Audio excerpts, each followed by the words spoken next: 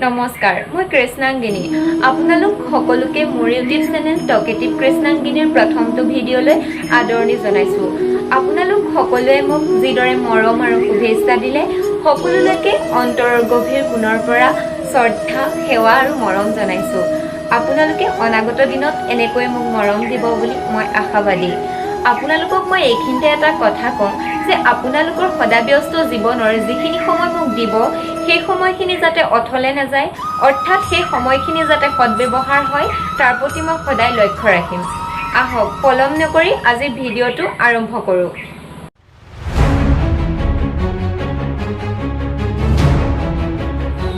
ভাৰতীয় দৰ্শনত নাৰীৰ 8টা ৰূপৰ কথা জনা যায়, অৰ্থাৎ ঘৰত দাসী, শয্যাত অপ্সৰা, বিপদত বন্ধু, ৰোগত বৈদ্য, ক্ৰিয়াত সামগ্ৰী, কাৰ্যত মন্ত্ৰী, বিদ্যাত শিষ্যা আৰু ধৰ্মত গুৰু।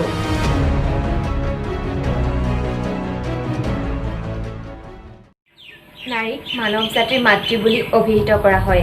ভাৰতীয় সমাজ ব্যৱস্থাত যুগে যুগে নাৰীসকলে এক বিশেষ ভূমিকা গ্ৰহণ কৰি আহিছে। সভ্যতাৰ বিভিন্ন স্তৰত নাৰীসকলে বিভিন্ন ঘাত প্ৰতিঘাতৰ মাজেৰে নিজক সমাজৰ উপস্থিতি বজাই ৰাখিছে। আপোনালোকে হয়তো ইতিহাসৰ পাত লুটিয়ালেও এনে বহু নাৰীৰ কথা আপোনালোকে গম পাব বা আপোনালোকে জানে। আপোনালোকে জয়মতীক জানে, আপোনালোকে কনকলতা বৰুৱাক জানে, আপোনালোকে মূলা গাভৰুক জানে, হয়তো আপোনালোকে এনেকুৱা বহু মহিয়সী নাৰীৰ কথা জানে বা আপোনালোকে পঢ়িছে।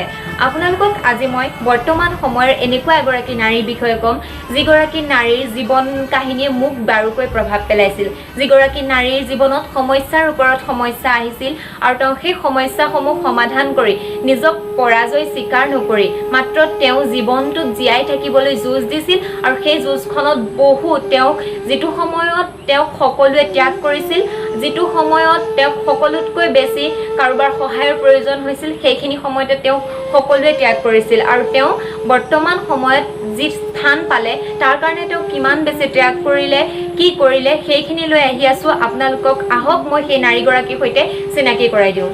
মই আজি আপোনালোকৰ ওচৰলৈ এগৰাকী এনেকুৱা নাৰীৰ জীৱন গাথা লৈ আহিছোঁ, যিগৰাকী নাৰীৰ জীৱনত নঘটিব লগা ঘটনা একো নাছিল। তেওঁ ইমান বেছি সংঘৰ্ষ কৰিছিল, তেওঁৰ জীৱনটোত ইমান বেছি কষ্ট কৰিছিল, ইমান ত্যাগ কৰিব লগা হৈছিল। যিগৰাকী নাৰীৰ জীৱনত এটা সময়ত তেওঁক সকলোৱে ত্যাগ কৰি দিছিল। স্বামী, মাক দেউতাক, পৰিয়াল সকলো লোকেই তেওঁৰ পৰা এৰাই চলিছিল। সেইগৰাকী নাৰী বৰ্তমান প্ৰায় 24শৰো অধিক ল'ৰা ছোৱালী, প্ৰায় 250জনকৈ জোৱাই, 50জনীকৈ বোৱাৰী আৰু নাতি নাতিনীৰে সৈতে এটা বৃহৎ পৰিয়ালৰ মাতৃ, আৰু তেওঁৱেই হৈছে সিন্ধুতাই।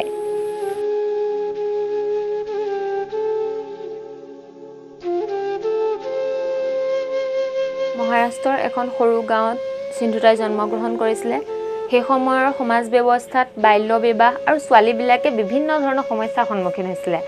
আৰু সিন্ধুতাই ক্লাছ 6লৈকে পঢ়াৰ পাছত প্ৰায় 9-10 বছৰ বয়সত 35 বছৰ বয়সীয়া এজন পুৰুষৰ লগত বিবাহপাশত আবদ্ধ হ'ব লগা হয়। তেওঁ যিখন ঠাইলৈ বিয়া হৈ গৈছিলে, সেই ঠাইৰ পুৰুষসকলে অৰ্থাৎ সিন্ধুতাইৰ হাজবেণ্ডেও তাত চৰকাৰৰ ফৰেষ্ট ডিপাৰ্টমেণ্টৰ আণ্ডাৰত গৰু চৰোৱাৰ কাম কৰিছিলে। পুৰুষসকলে গৰু চৰাইছিল আৰু পত্নীসকলে গোবৰ পেলোৱা কাম কৰিব লগা হৈছিলে। পুৰুষসকলে গৰু চৰোৱাৰ বাবদ বা গৰু চোৱা চিতা কৰাৰ বাবদ তেওঁলোকে মজুৰি পাইছিলে ঠিকেই, কিন্তু পত্নীসকলে গোবৰ পেলোৱাৰ বাবদ কোনো ধৰণৰ মজুৰি পোৱা নাছিলে। সেইকাৰণে সিন্ধুতাইৰ নেতৃত্বত গাঁৱৰ মহিলাসকলে মিলি পেলাই ফৰেষ্ট ডিপাৰ্টমেণ্টৰ ওচৰত আবেদন নিবেদন কৰিলে। বহুখিনি যুঁজ বাগৰৰ অন্তত তেওঁলোকক প্ৰথম অৱস্থাত যদিও মজুৰি দিবলৈ অমান্তি হৈছিলে, পাছত তেওঁলোকে মজুৰি দিবলৈ মান্তি হ'ল আৰু ন্যায় পালে। কিন্তু তেওঁলোকৰ আক্ৰমণৰ মুখ্য ৰূপ ল'লেগৈ সিন্ধুতাই। তেওঁলোকে সিন্ধুতাইক কেনেকৈ আক্ৰমণ কৰিব পাৰে তাৰ বাবে তেওঁলোকে কিছুমান প্লেনিং কৰিবলৈ ল'লে। তাৰপাছত যেতিয়া সিন্ধুতাই গৰ্ভৱতী আছিলে, প্ৰেগনেণ্ট আছিলে, তেতিয়া সিন্ধুতাইক গিৰিয়েকক আহি পেলাই এজন মানুহে ক'লে যে তোমাৰ পত্নী গৰ্ভত থকা সন্তানটো তোমাৰ নহয়, মোৰ। যেতিয়া এজন পুৰুষে সেই কথা গম পায়, তাৰ পাছৰ পৰ্যায়ত কি হ'ব, সিন্ধুতাইৰ লগত সেই ভাবিব নোৱাৰা ধৰণৰ কিছুমান হ'ল।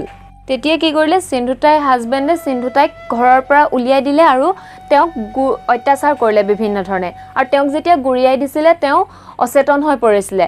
আৰু সিন্ধুতাইৰ হাজবেণ্ডে তেতিয়া ভাবিলে যে সিন্ধুতাই মৰি থাকিলে, সেয়েহে তেওঁ মাৰিছে বুলি গম পালে সমাজত বিৰূপ প্ৰভাৱ পৰিব বুলি, তেওঁৰ ওপৰত ব্লেমটো হ'ব বুলি তেওঁ কি কৰিলে যে সিন্ধুতাইক গৰুৰ গোহালিলৈ টানি নি পেলাই গৰুৰ গোহালিত টানি টানি নি চুচৰাই পেলাই থৈ গোটেই গৰুবোৰ খুলি দিলে। তাৰপাছত তেওঁ গুচি আহিলে। তেতিয়া ভাবিব যে সিন্ধু তাইক গৰুৱে গছকি খুন্দি মাৰিলে বুলি। কিন্তু যেতিয়া সিন্ধু তাই অচেতন অৱস্থাৰ পৰা চেতনা ঘূৰাই পায়, তেওঁ দেখে যে তেওঁৰ সেই অচেতন হৈ থাকোঁতে তেওঁৰ এটি সন্তান জন্ম হৈছে আৰু গোটেই গৰুবোৰ তেওঁৰ ওচৰলৈ গৰুবোৰ আহিব খুজি আছে, কিন্তু এজনী গাই গৰুৱে সেই গৰুবোৰক বাধা দি আছে। এজনী গৰুৱে ৰক্ষা কৰি থকা দেখি তেওঁ ভাবিছে এই গৰুজনীক মানৱীয়তা কোনে শিকালে, যিজন মানুহে মোক ঘৰৰ পৰা উলিয়াই দিলে, যিজন মানুহে বেলেগৰ কথা বিশ্বাস কৰি মোৰ লগত এনেকুৱা কৰিলে, কিন্তু এই গৰুজনীয়ে তেওঁ যেতিয়া সন্তানটো কোচত লৈ গাইজনীক তেওঁ প্ৰতিশ্ৰুতি দিয়ে যে জীৱনৰ শেষৰখিনি সময়লৈকে মই এগৰাকী মাক হৈ থাকিম, কাৰণ তই জন্তু হৈ পেলাই মোক যিদৰে মানৱীয়তা দেখুৱাই দিলি সঁচাকৈয়ে অতুলনীয়। তাৰপাছত সিন্ধুতাই ওলাই আহি পেলাই সিন্ধুতাই যেতিয়া ওলাই আহে, তাৰপাছত সিন্ধুতাই দেখে যে তেওঁৰ সন্তানটোৰ নাড়ীডাল তেওঁ টুকুৰা কৰিবৰ কাৰণে বা কাটিবৰ কাৰণে তেওঁৰ হাতত একো নাছিলে। সেয়েহে তেওঁ কি কৰিলে, এটা শিলত কেঁচুৱাটো শুৱালে আৰু সন্তানটো শুৱাৰ পাছত তাৰপাছত আন এটুকুৰা ওচৰৰ পৰা শিলগুটি উঠাই সেই শিলত তেওঁ টুকুৰিয়াবলৈ আৰম্ভ কৰিলে। 16 বাৰ টুকুৰিওৱাৰ পাছত তেওঁ সেই কেঁচুৱাটোৰ নাড়ীডাল ছিগিলে। তেওঁ তেতিয়া এটা কথা মনলৈ আহে যে আজি জন্ম হোৱা কেঁচুৱাটোৰ নাড়ীডাল যদি 16 বাৰ টুকুৰিয়াৰ পাছত ছিগে, তেনেহ'লে মোৰ এতিয়া বয়স 20 বছৰ। এই 20 বছৰত মোৰ নাড়ীডালৰ কিমান শক্তিশালী হ'ব লাগিব, কিমান বেছি। তেওঁৰ মনৰ ভিতৰত ভাবে যে মই হাৰিব নোখোজোঁ, মই জীয়াই থাকিব লাগিব। তেওঁ মনত কোনোবাখিনিত আহিছিল যে তেওঁ আৰু জীয়াই নাথাকে। তেওঁ এবাৰ কেঁচুৱাটো লৈ পেলাই তেওঁ ৰেলত গৈ পেলাই বহিও দিছিল যে মই আৰু জীয়াই নাথাকোঁ। কিন্তু তেওঁ শেষৰ টাইমত তেওঁৰ মনলৈ আহে যে যদি মই জীয়াই নাথাকোঁ তেন্তে মই কিয় জন্ম দিলোঁ সন্তানটো, যদি সন্তানটো মাৰিবলৈ হয় মই কিয় তেওঁক জীৱন দিলোঁ। গতিকে তেওঁ মৰাটো কেঞ্চেল কৰিলে আৰু তেওঁ গুচি আহিলে। তেওঁ জীৱনটোৰ সৈতে যুঁজিবলৈ আৰম্ভ কৰিলে। তাৰ পাছত তেওঁ নিজৰ যুঁজখন আৰম্ভ কৰিলে। তুমি যদি সূৰ্যৰ দৰে উজ্বলিব খুজিছা, তেনেহ'লে সূৰ্যৰ দৰে জ্বলিবলৈ শিকা। ইয়াৰ যেন জ্বলন্ত উদাহৰণ সিন্ধুতাই। এতিয়াও শেষ হোৱা নাই তেওঁ জীৱন যুঁজৰ কাহিনী, এতিয়াও বহু বাকী আছে। এয়া মাত্ৰ আৰম্ভণিহে। এতিয়া হাজবেণ্ডৰ ঘৰৰ পৰা উলিয়াই দিলে। তেওঁ তেতিয়া মাকৰ ঘৰখনলৈ যেতিয়া যায়, তেওঁক মাকৰ সেই সময় সমাজ ব্যৱস্থাতে তেনেকুৱা আছিলে যে ঘূৰি অহা ছোৱালীক তাতো স্থান দিয়া নহয় মাকৰ ঘৰত। গতিকে তেওঁৰ মাক মাহীমাক আছিলে, গতিকে তেওঁক ঘৰৰ পৰা উলিয়াই দিলে। গতিকে তেওঁ উপায়বিহীন হৈ কি কৰিব ভাবি নাপায় তেওঁ ওলাই আহিলে সন্তানটো ওলাই অহাৰ পাছত তেওঁ ভাবিলে যে পেটত ভোক আছিলে, গতিকে ভোকটো তেওঁ নাইকিয়া কৰিবৰ কাৰণে তেওঁ কি কৰিব। তেওঁ গৈ থাকোঁতে দেখিলে যে বাটত ভিক্ষাৰীসকলে ভিক্ষা খুজি আছে।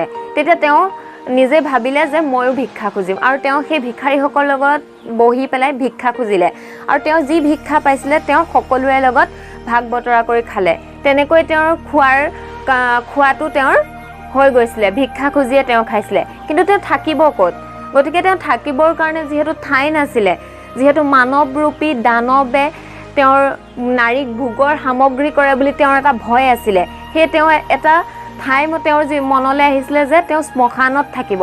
শ্মশানত ৰাতি কোনো নাযায় আৰু শ্মশানলৈ যোৱাৰ কোনো কথাও নাই। সেইকাৰণে তেওঁ ৰাতি শ্মশানত থকাটো থিৰাং কৰিলে আৰু তেওঁ সদায় ৰাতি শ্মশানত থাকিলে। ভাবকচোন কেনেকৈ এগৰাকী নাৰীয়ে সন্তানটো লৈ শ্মশানত থাকিব পাৰে। তেওঁ শ্মশানত এনেকুৱা এটা দিন আছিল, তেওঁ ৰাতি শ্মশানৰ অঙঠাত তেওঁ ৰুটি সেকি খাইছিলে। আচৰিত ধৰণে তেওঁৰ শক্তি, কেনেকৈ তেওঁ শ্মশানত ৰুটি সেকি খাব পাৰিছিল। তেওঁ তেনেকৈ দিনবোৰ অতিবাহিত কৰিছিল। তেওঁ এনেকুৱা এটা পৰ্যায়লৈ গুচি গ'ল যিটো পৰ্যায়ত মানুহে ভাবিব নোৱাৰে যে শ্মশানত ৰুটি সেকি খোৱাটো কিমান বেছি সঁচাকৈয়ে। এইগৰাকী নাৰী, যিগৰাকী নাৰীক সাহস আৰু শক্তিৰ তুলনা কৰিব নোৱাৰি।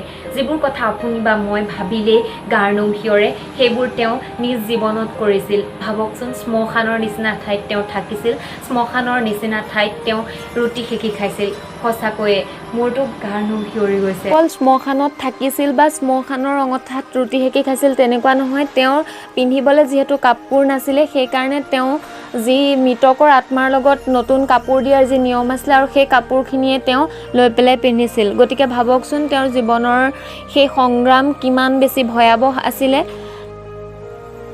তেওঁ জীৱনত হাৰিব খোজা নাছিল। তেওঁ এটা কথা ভাবিছিল আৰু কৈছিল যে যদি জীৱনলৈ অন্ধকাৰ আহিছে কিন্তু সেই অন্ধকাৰত তুমি শেষ নোহোৱা, এদিন সেই অন্ধকাৰ আঁতৰি পোহৰ হ'বই। গতিকে তেওঁ পোহৰৰ বাট বিচাৰিছিল, তেওঁ পোহৰৰ কাৰণে অপেক্ষা কৰিছিল আৰু আন্ধাৰ ফালি তেওঁ পোহৰৰ দিশে আগুৱাই যাব বিচাৰিছিল। মনত যিমানেই সমস্যা নাহক, যিমানেই অন্ধকাৰ নাহক, কিন্তু পোহৰৰ বাট মুকলি হ'বই। দুদিন দেৰি হ'ব কিন্তু পোহৰ আহিবই। আৰু এনেও ভগৱানে যেতিয়া এটা ৰাস্তা বন্ধ কৰি দিয়ে, এটা ৰাস্তা খুলি দিয়ে বুলি সকলোৱে বিশ্বাস কৰে। আৰু চিন্তুতাইৰ জীৱনতো তেনেকুৱাই এটা হ'ল। তেওঁ যেতিয়া ৰাস্তাত বা যেতিয়া তেওঁ ভিক্ষা খুজি ফুৰিছিল বা অনাই বনাই অলিয়ে গলিয়ে ঘূৰি ফুৰিছিল, তেওঁ তেতিয়া কিছুমান অনাথ ল'ৰা ছোৱালী দেখিবলৈ পাইছিলে। হয়তো কোনোবাই জাবৰ দমত উদ্ধাৰ কৰিছিল কাৰোবাক, কোনোবাই ভিক্ষা খুজি ক'ৰবাত ভিক্ষা খুজি ফুৰিছিল। গতিকে তেওঁ তেনেকুৱা ল'ৰা ছোৱালীসকলৰ কাৰণে কিবা এটা কৰিব খুজিলে আৰু তেওঁলোকক এটা নতুন জীৱন দিব বিচাৰিলে। যিহেতু যাৰ কোনো সহায় নাই, যি অনাথ, তেওঁলোকক তেওঁ সহায় কৰিবৰ কাৰণে আগবাঢ়ি আহিল। কিন্তু তেওঁৰ মনত এটা ভয় আছিলে, যদি তেওঁ নিজ সন্তানৰ মায়াত তেওঁ কিবা ভুল কৰে, যদি সমান মৰম দিব নোৱাৰে, সেই সমান মৰম দিয়াৰ ক্ষেত্ৰত যদি তেওঁ ব্যৰ্থ হয়, সেয়েহে তেওঁ নিজ সন্তানক কি কৰিলে, বেলেগৰ ঘৰত থোৱাৰ সিদ্ধান্ত ল'লে। তেওঁ নিজৰ সন্তানটোক বেলেগৰ ঘৰত থ'লে আৰু তেওঁ হাজাৰ হাজাৰ ল'ৰা ছোৱালীৰ, কেৱল এটা সন্তানৰ মাতৃ হৈ নাথাকি তেওঁ হাজাৰ হাজাৰ ল'ৰা ছোৱালীৰ মাতৃ হ'বৰ কাৰণে ওলাই আহিলে। বৰ্তমান তেওঁৰ হাজাৰ হাজাৰ সন্তান আছে। তেওঁৰ সন্মতি বাল নিকেতন নামৰ যিখন অনাথ আশ্ৰম আছে, সেই অনাথ আশ্ৰমখনত 24শৰো অধিক ল'ৰা ছোৱালী আছে। 250জন জোৱাই আছে, 50জনীৰো অধিক বোৱাৰী আৰু এখন বৃহৎ পৰিয়ালৰ তেওঁ মাতৃ। সপোনক বাস্তৱলৈ ৰূপান্তৰিত কৰক। দেখিব যি এদিন লগ এৰিছিল তেওঁ আপোনাৰ কাষ চাপিব। চিন্তুতাইৰ লগত যেন এইকেইটা কথা আখৰে আখৰে ফলিয়ালে। তেওঁৰ স্বামীয়ে তেওঁক ক্ষমা খুজিলে আৰু তেওঁক ঘৰলৈ উভতাই নিব বিচাৰিছিল। তেতিয়া চিন্তুতাইয়ে তেওঁক ক্ষমা কৰি দিছিল আৰু কৈছিল, মই এতিয়া কাৰো পত্নী হৈ থকা নাই, মই এতিয়া কেৱল মাতৃ। গতিকে এজন পুত্ৰৰ দৰে মোৰ আশ্ৰমতে আপুনি থাকিব পাৰে। মোৰ ল'ৰা ছোৱালী বৰ্তমান কোনোবা যদি ডক্তৰ, কোনোবা ইঞ্জিনিয়াৰ, কোনোবা সফল ব্যৱসায়ী। তেওঁক মহাৰাষ্ট্ৰৰ মানুহে দেখিলেই সেৱা কৰে। আমাৰ দেশৰ 4জনকৈ ৰাষ্ট্ৰপতিয়ে সন্মান প্ৰদৰ্শন কৰিছে। APJ আব্দুল কালাম, প্ৰতিভা পাটিল, প্ৰণৱ মুখাৰ্জী, ৰামনাথ কোবিন্দ। এনেকুৱা একো শক্তি নাই যি শক্তিয়ে আপোনাৰ সপোনক ধ্বংস কৰিব পাৰিব। মাত্ৰ আপুনি আপোনাৰ ধৈৰ্য নেহেৰুৱাব আৰু আপোনাৰ মনোবল, বিশ্বাস আৰু সাহস, এই তিনিওটা বস্তু কিন্তু খুবেই প্ৰয়োজন। লগতে কঠোৰ পৰিশ্ৰম। জীৱনত যদি আপুনি ত্যাগ কৰা নাই, জীৱনত যদি কষ্ট স্বীকাৰ কৰা নাই, তেনেহ'লে সফলতা আপোনাৰ ওচৰলৈ নাহে। গতিকে আপুনি জীৱনত ত্যাগ আৰু কষ্ট, সমস্যাৰ যদি সন্মুখীন হৈছে তেনেহ'লে ভয় নাখাব, ধৈৰ্য ধৰক, আন্ধাৰ আঁতৰি পোহৰ আহিব। এইগৰাকী নাৰী তাৰেই উদাহৰণ নহয় জানো?